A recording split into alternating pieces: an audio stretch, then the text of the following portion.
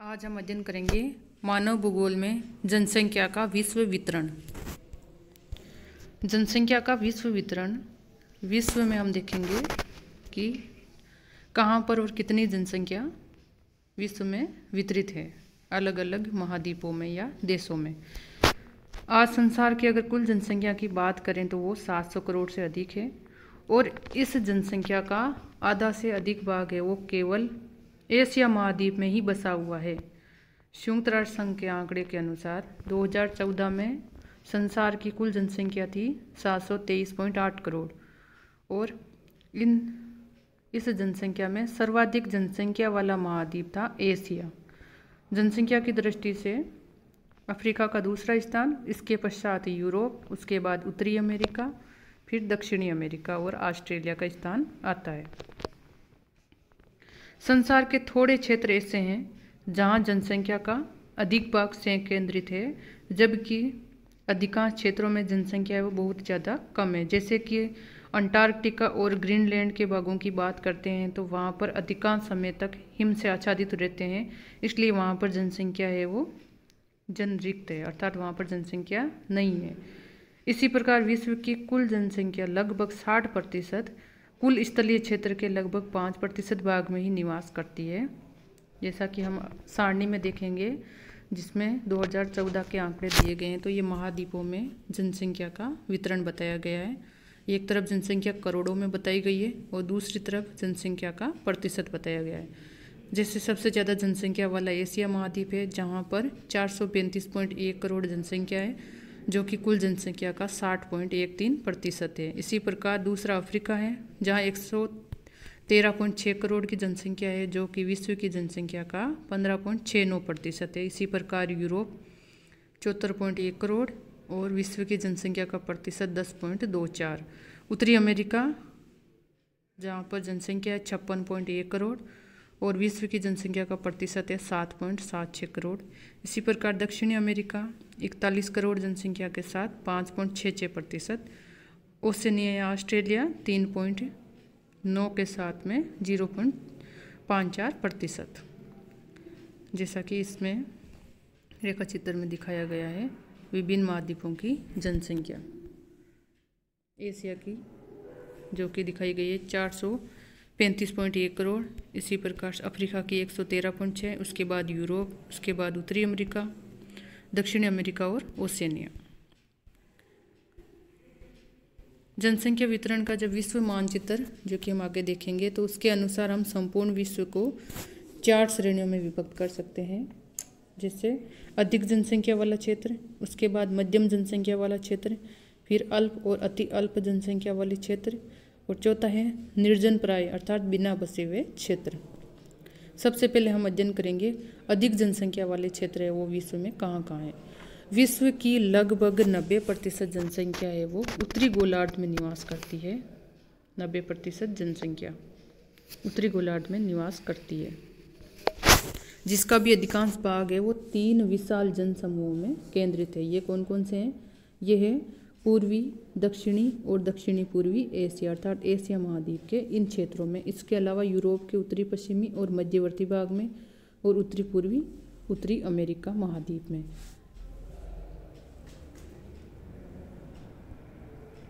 जैसा कि विश्व के मानचित्र में दिखाया गया है, जनसंख्या का अधिक संकेंद्रण दिखाया गया है इसमें, जिनके द्वारा अधिक जनसंख्या वाले क्षेत्र। तो ये क्षेत्र कहाँ कहाँ है? ये है अगर एशिया महाद्वीप की बात करें तो दक्षिणी एशिया, पूर्वी एशिया और दक्षिणी पूर्वी एशिया के क्षेत्र ये पूरे। इसके अलावा यहाँ पर इसी प्रकार से उत्तरी पश्चिमी यूरोप और मध्यवर्ती यूरोप में भी अधिक जनसंख्या पाई जाती है और जो उत्तरी अमेरिका महाद्वीप है उसके उत्तरी पूर्वी भाग में जनसंख्या का अधिक से केंद्रण पाया जाता है। इसी प्रकार अगर मध्यम जनसंख्या वालों की बात करें तो वो हम आगे देखेंगे। सबसे पहले हम इनका वर्णन देख लेते हैं। पूर्वी, दक्षिणी और दक्षिणी पूर्वी एशिया में सबसे ज़्यादा जनसंख्या कौन कौन से देशों में फैली हुई है? पूर्वी, दक्षिणी और दक्षिणी पूर्वी एशिया ये संसार का विशाल मानव समूह है। इसका विस्तार चीन, जापान से लेकर के इंडोनेशिया होते हुए पाकिस्तान तक है और जो एशिया का ये भाग है यहाँ पर मानसूनी जलवायु पाई जाती है, इसलिए इसको मानसून एशिया के नाम से भी जाना जाता है। इसे एशियाई जनसमूह कहते हैं। इसको 3 उपखंडों में विभाजित किया जा सकता है। जैसे पूर्वी एशिया में जो देश आते हैं, चीन, जापान, कोरिया, अधिक जनसंख्या वाले वो हैं चीन, जापान, कोरिया और वियतनाम। दक्षिणी एशिया में जो देश आते हैं वो है भारत, पाकिस्तान, बांग्लादेश, श्रीलंका। और दक्षिणी पूर्वी एशिया में इंडोनेशिया। पूर्वी एशिया है वो विश्व का सबसे विशाल जनसमूह है, जिसके अंतर्गत अगर हम देखें तो संसार की 1/4 से अधिक जनसंख्या का निवास है। और इसमें चीन है वो विश्व का बृहत्तम जनसंख्या वाला देश है। जैसे कि सारणी में दिखाया गया, एशियाई जनसमूह के देशों में जनसंख्या में चीन है वो सबसे ज़्यादा जनसंख्या वाला देश है। यहाँ पर विश्व की जनसंख्या का 18.94% है। दूसरे स्थान पर भारत आता है जहाँ पर 17.91% है। उसके बाद इंडोनेशिया, पाकिस्तान, बांग्लादेश। इस प्रकार इस सारणी में विश्व में जो जनसंख्या सबसे ज़्यादा जनसंख्या वाले एशिया के देश है उनको दिखाया गया है। दक्षिण एशिया में स्थित भारतीय उपमहाद्वीप है, उसमें भी एक विशाल मानव समूह पाया जाता है। और भारत है वो चीन के पश्चात विश्व का दूसरा सबसे ज़्यादा जनसंख्या वाला देश है। ये हमने देख लिया।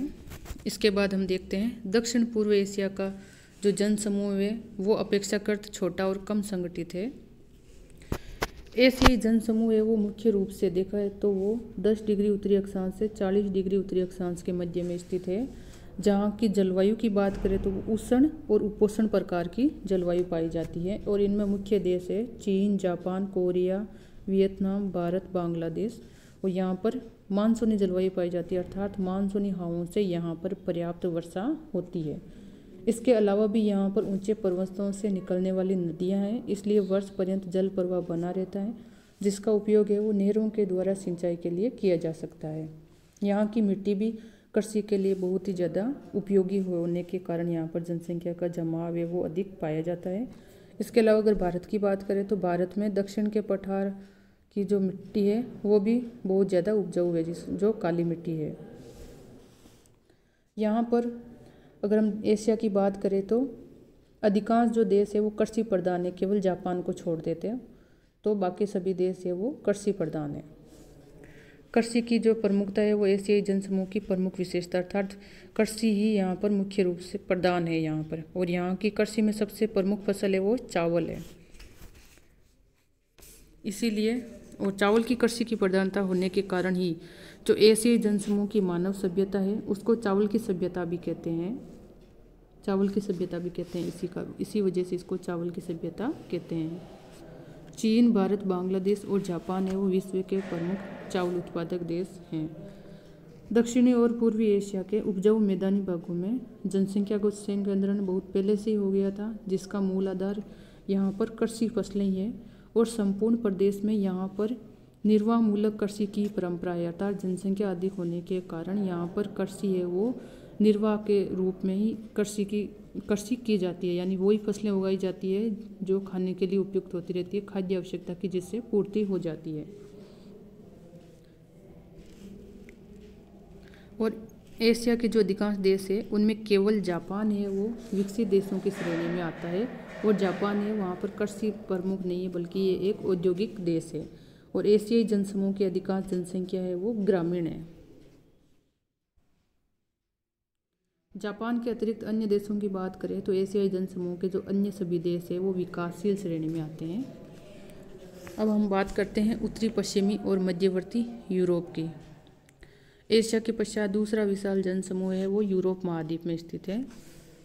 यूरोप के उत्तरी पश्चिमी और मध्यवर्ती भाग में स्थित देशों में कुल मिलाकर के अगर विश्व की जनसंख्या की बात करें तो ये लगभग 1/4 जनसंख्या है जो इन देशों में निवास करती है। और यूरोपीय जनसमूह के अंतर्गत जो प्रमुख देश है वो है Germany, Great Britain, France, Italy, Spain, Poland, Yugoslavia, Czechoslovakia, Netherland, Hungary और बेल्जियम, ये देश शामिल होते हैं। ये जो यूरोपीय जनसमूह पाया जाता है ये 40 डिग्री उत्तरी अक्षांश से 60 डिग्री उत्तरी अक्षांशों के मध्य पाया जाता है। और इसकी भी सर्वाधिक सघनता जनसंख्या की पाई जाती है 45 डिग्री उत्तरी अक्षांश से 55 डिग्री उत्तरी अक्षांशों के मध्य में स्थित जो कोयला पेटी है वहाँ पर जनसमूह सबसे ज़्यादा पाया जाता है, जहाँ पर आधुनिक उद्योगों का और नगरों का सर्वाधिक विकास हुआ है। यूरोप में औद्योगिक क्रांति के पहले जीवन यापन का मुख्य आधार यहाँ पर भी कृषि थी और अधिकांश जनसंख्या है वो यहाँ के नदी घाटियों और मैदानी क्षेत्रों में निवास करती थी, जहाँ पर जलोढ़ और लोएस मिट्टियाँ मिलती थी। यहाँ की जलवायु है वो समशीतोष्ण है और उसके अनुकूल पर्याप्त वर्षा है। कृषि कार्यों के साथ ही कृषि कार्य भी होते थे यहाँ पर पर्याप्त वर्षा के कारण, और जलवायु है वो समशीतोष्ण यहाँ पर मिलती है। उत्तरी पश्चिमी और मध्य यूरोप में औद्योगिक सभ्यता का पूर्ण विकास हुआ है। यहाँ पर जनसंख्या का संकेंद्रण अधिक होने का मुख्य आधार है। विनिर्माण उद्योगों का यहाँ पर विकास अधिक हुआ है। पश्चिम में ब्रिटेन से लेकर पूर्व में यूक्रेन तक फैली हुई कोयला पेटी में विविध प्रकार के उद्योग धंधों का खूब विकास हुआ है। प्रमुख उद्योगों में देखते हैं तो लोहे इस्पात, मशीनरी, वस्त्र, दवाएं, रासायनिक वस्तुएं, प्लास्टिक पदार्थ, विद्युत उपकरण और सामग्री बनाने के कारखाने।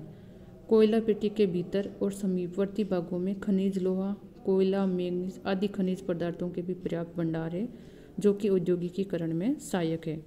इसी पेटी में जनसंख्या की सघनता सबसे अधिक है। इससे यूरोपीय जनसंख्या की दूरी कहते हैं। यूरोपीय औद्योगिक पेटी का विस्तार है वो पश्चिम में ज़्यादा है और पूर्व की ओर में ये संकीर्ण हो गया है। यूरोपीय जनसमूह में अगर जनसंख्या की जीविका का स्रोत देखें तो जैसे एशियाई जनसमूह में कृषि थी अर्थात प्राथमिक व्यवसाय था, लेकिन यूरोपीय जनसमूह में है द्वितीयक और तृतीय क्रियाएं, जो कि मुख्य रूप से देखें तो नगरों में ही संपन्न होती है और 70% से अधिक जनसंख्या यहाँ की विनिर्माण उद्योगों, व्यापार, यातायात और अन्य नगरीय कार्यों में ही संलग्न है।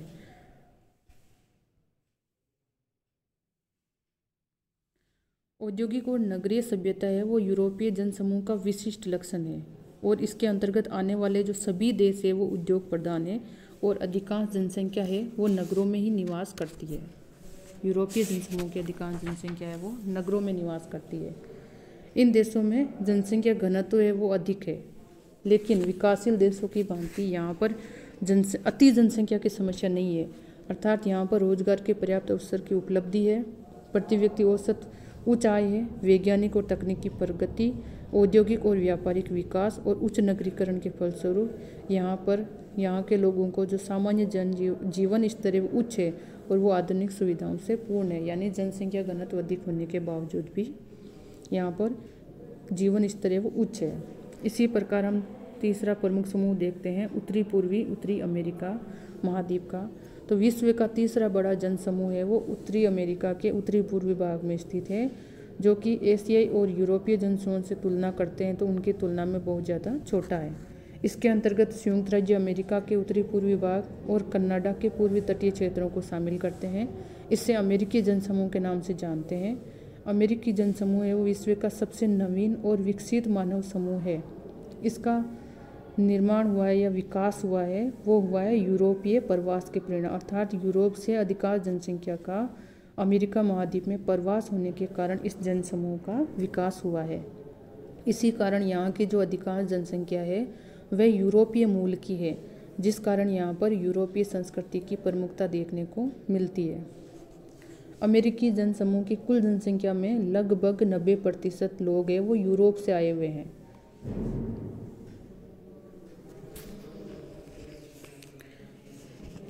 यूरोपीय जनसंख्या का प्रवास हुआ, इसी कारण यूरोप में विकसित जो वैज्ञानिक और तकनीकी ज्ञान था और पूंजी थी वहाँ की, उसका स्थानांतरण भी उत्तरी अमेरिका के लिए हुआ था और जिसका प्रयोग करके यहाँ उपलब्ध जो भी खनिज संसाधन थे उनका तीव्र गति से दोहन हुआ और नए नए उद्योग धंधे यहाँ पर स्थापित होते गए।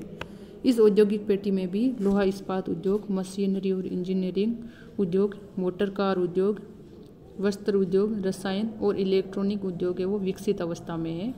यहाँ के निर्मित सामान है वो विश्व के अन्य देशों में भी प्रयुक्त होते हैं।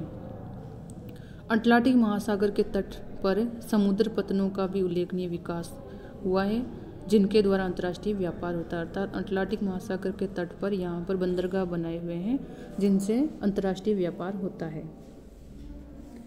खेती है यहाँ पर बड़े बड़े कृषि फार्मों पर आधुनिक कृषि यंत्रों की सहायता से की जाती है, जहाँ पर मानव श्रम की आवश्यकता बहुत कम होती है, क्योंकि फार्म बहुत बड़े बड़े होते हैं, इसलिए आधुनिक कृषि यंत्र की सहायता से कृषि की जाती है। इस प्रकार अमेरिकी जनसमूह की अधिकांश जनसंख्या है वो उद्योग, व्यापार, खनन, परिवहन, अन्य द्वितीयक और तृतीयक कार्यों में लगी हुई है, इसलिए यहाँ पर प्रति व्यक्ति उच्च आय प्राप्त होती है। और यहाँ की 95% जनसंख्या है वो नगरों में निवास करती है।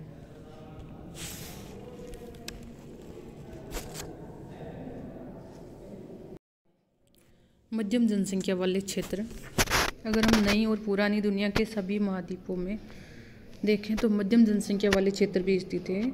विश्व के उन भागों में जहां प्राकृतिक और मानवीय दशाएं वो अधिक जनसंख्या के भरण पोषण के लिए उपयुक्त नहीं है, किंतु वे मानव निवास के लिए बिल्कुल अनुपयुक्त भी नहीं है, तो ऐसे क्षेत्रों में कहीं कहीं भौगोलिक दशाएं जो कि मानव निवास के लिए उपयुक्त होती है, वहाँ पर भी जनसंख्या का बसाव पाया जाता है, लेकिन वहाँ पर जनसंख्या अपेक्षाकृत रूप से कम पाई जाती है। जैसे ऐसे क्षेत्रों की हम बात करें तो एशिया में भूमध्य सागर के पूर्व में स्थित टर्की, इजराइल, जॉर्डन और लेबनान में जनसंख्या का वितरण है वो मध्यम प्रकार का है। यूरोप में रोम सागर के तटवर्ती देश पुर्तगाल, दक्षिणी फ्रांस, इटली, यूगोस्लाविया और यूनान देशों में जनसंख्या वो बहुत ज़्यादा सघन नहीं है। इन देशों में कृषि के लिए पर्याप्त उपजाऊ भूमि उपलब्ध नहीं है, क्योंकि यहाँ की अधिकांश भूमि है वो पहाड़ी और पठारी है, इसलिए यहाँ पर कृषि कार्य नहीं कर सकते हैं। इसके अलावा ग्रीष्म काल है वो शुष्क रहता है, इस कारण जो भी कृषि होती है वो अधिकतर शीत ऋतु में ही होती है। रोम सागरीय जलवायु वाले इन भागों में मुख्य रूप से जो कृषि की जाती है वो रसदार फलों की ही की जाती है। यहाँ पर बड़े उद्योग धंधों का भी विकास नहीं हुआ है, केवल छोटे छोटे उद्योग धंधे यहाँ पर पाए जाते हैं। दक्षिणी पूर्वी और पूर्वी यूरोप में जनसंख्या का वितरण इस कारण से हम सामान्य ही कह सकते हैं या मध्यम कह सकते हैं। उत्तरी अमेरिका का मध्य पूर्वी भाग जो कि मुख्यतः कृषि प्रदेश है, यहाँ पर भी मध्यम जनसंख्या वाला क्षेत्र है। यहाँ पर बड़े बड़े जो कृषि फार्म है उन पर आधुनिक यंत्रों से उन्नत कृषि की जाती है, तो जनसंख्या कम होते हुए भी कृषि यहाँ पर उन्नत अवस्था में है। यहाँ मुख्य रूप से गेहूँ, कपास इनकी कृषि है वो उन्नत अवस्था में है। इसके अलावा जो अन्य क्षेत्र है वो है दक्षिणी अमेरिका में पूर्वी और पश्चिमी समुद्र तटीय भाग, वहाँ पर भी जनसंख्या का वितरण सामान्य है। तो दक्षिण अमेरिका महाद्वीप में जो देश है वो देख लेते हैं। Brazil, Argentina, Uruguay, Venezuela, Colombia, Peru और चिली के जो समुद्र तटीय भाग है वो भी जनसंख्या के सामान्य वितरण के क्षेत्र हैं। इसी प्रकार अफ्रीका महाद्वीप में देखते हैं तो वहाँ पर है नील नदी की घाटी, उत्तरी पश्चिमी अफ्रीका जिसमें मोरक्को और अल्जीरिया, पश्चिमी अफ्रीका के तटवर्ती भाग जिनमें गिनी, नाइजीरिया जैसे देश, और दक्षिणी पूर्वी अफ्रीका में भी जनसंख्या का वितरण है वो बहुत ज़्यादा नहीं है, इसे हम कम ही कह सकते हैं या साधारण कह सकते हैं। इसी प्रकार से ऑस्ट्रेलिया के दक्षिणी पूर्वी मैदानी भाग में भी अधिकांश जनसंख्या का निवास है और उसकी सघनता भी मध्यम प्रकार की है, और न्यूजीलैंड भी इसी श्रेणी में आता है। अब हम अध्ययन करते हैं अल्प और अति अल्प जनसंख्या वाले क्षेत्र। इसके अंतर्गत है वो विश्व के उन क्षेत्रों को शामिल करते हैं जहाँ पर जनसंख्या का बसाव है बहुत ही ज़्यादा कम है, और जनसंख्या वो इधर उधर थोड़ी थोड़ी जगहों पर बिखरे हुए समूहों में देखने को मिलती है, अर्थात जनसंख्या देखने को मिलती है। ये क्षेत्र है वो पूर्णतः जनरिक्त नहीं है। इन क्षेत्रों में भूविन्यास, जलवायु, मिट्टी, जलापूर्ति इनका अनुपयुक्त होने के कारण और आर्थिक संसाधन, यातायात के साधन इनका अभाव होने के कारण यहाँ पर जनसंख्या वृद्धि अधिक नहीं हुई है, और यहाँ सघनता इसी कारण से अधिक नहीं है। इस प्रकार के क्षेत्रों में हम देखें तो मरुस्थल है, भूमध्य रेखीय घने जंगली भाग के बाहर स्थित जो सीमांत क्षेत्र हैं, कटे पटे पठारी और पहाड़ी क्षेत्र हैं, कनाडा और यूरेशिया के टेगा वन प्रदेश है, यहाँ पर जनसंख्या का वितरण है वो बहुत ही कम देखने को मिलता है।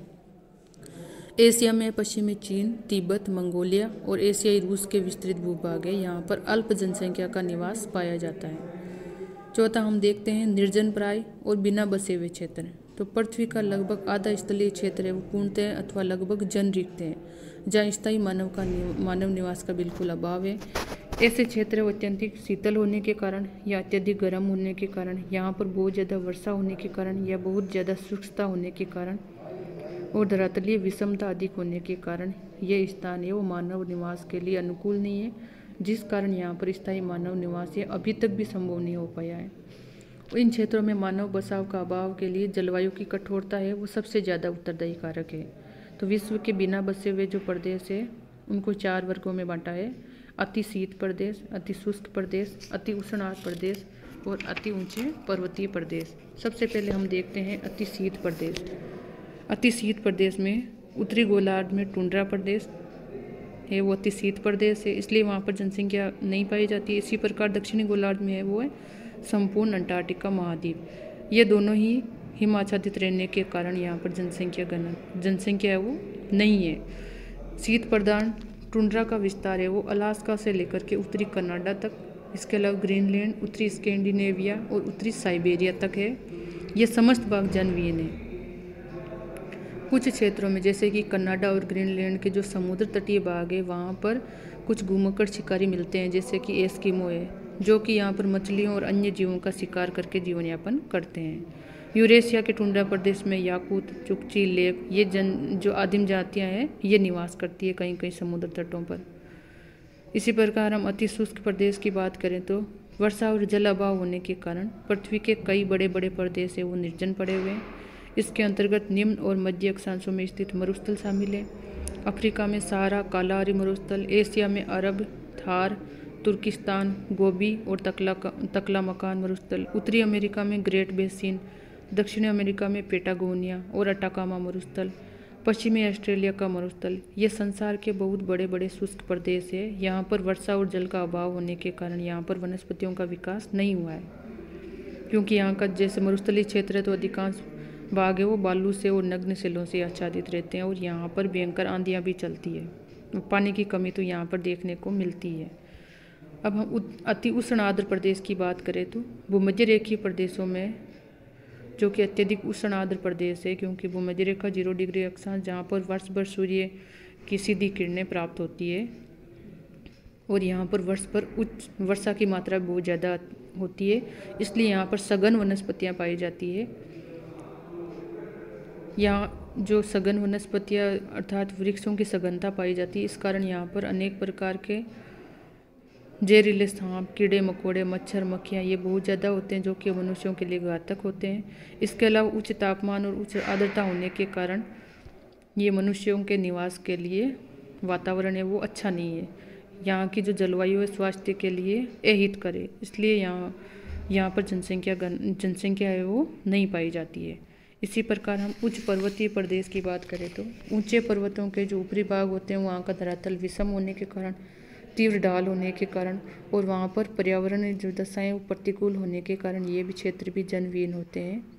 उच्च पर्वतीय भागों में भोजन का अभाव, शीतल और अहितकर जलवायु और आवागमन की असुविधाएं हैं, वही जन रिक्तता की प्रमुख कारण है। ऊंचे पर्वतीय भाग है वो अत्यंत न्यून तापमान के कारण प्रायः हिमाच्छादित रहते हैं। यहाँ समतल भूमि का अभाव और तीव्र ढाल के कारण बस्तियां बनाना बहुत ही ज़्यादा कठिन ही नहीं बल्कि असंभव है। जैसे एशिया में हिमालय, उत्तरी अमेरिका में रॉकी, दक्षिणी अमेरिका में एंडीज, यूरोप में आल्प्स पर्वत के जो अधिकांश उच्चवर्ती भाग है वो जनविहीन है। उष्णकटिबंधीय पर्वतों की जलवायु व स्वास्थ्यवर्धक होती है। यहाँ पर्यटन और मनोरंजन केंद्र के रूप में कुछ स्थलों पर मानव निवास पाया जाता है और अधिकांश क्षेत्र की बात करें तो वो जनरिक्त ही पाया जाता है। हम एक बार विश्व के मानचित्र में देख लेते हैं, जो कि मध्यम जनसंख्या वाले क्षेत्र दिखाए गए हैं और अल्प और अति अल्प जनसंख्या वाले क्षेत्र दिखाए गए हैं। जैसे कि मध्यम जनसंख्या वाले क्षेत्र दिखाए गए हैं यहाँ पर, जिनको कि ये वाले क्षेत्र उत्तरी अमेरिका, ये तो अल्प जनसंख्या वाले क्षेत्र हैं। मध्यम जनसंख्या वाले क्षेत्रों की बात करें तो ये है जो उत्तरी अमेरिका है उसके मध्य पूर्वी क्षेत्रों के। इसके अलावा ये दक्षिणी अमेरिका महाद्वीप के बीच दिखाया गया है और यूरोप का क्षेत्र दिखाया गया है। एशिया महाद्वीप का भी क्षेत्र इसमें दिखाया गया है। इसी प्रकार अल्प जनसंख्या वाले क्षेत्रों की बात करें, जिसको डॉट के द्वारा दिखाया गया है, तो ये क्षेत्र है अमेरिका महाद्वीप के, ये दक्षिणी अमेरिका महाद्वीप के यहाँ तक, ये एशिया महाद्वीप के और अफ्रीका महाद्वीप के भी ये क्षेत्र दिखाए गए हैं यहाँ पर। अब हम निर्जन और अति अल्प जनसंख्या और निर्जन यानी बिल्कुल जनसंख्या विहीन वाले क्षेत्रों की बात करें तो ये जो विश्व के विभिन्न मरुस्थल, अति उष्ण आर्द्र प्रदेश, अति शीतल प्रदेश, ये क्षेत्र दिखाए गए हैं। ये है इसके अलावा अत्यधिक शीतल प्रदेश जैसे ग्रीनलैंड, कनाडा के उत्तरी भाग या साइबेरिया वाले ये भाग ये दिखाए गए हैं विश्व के मानचित्र में।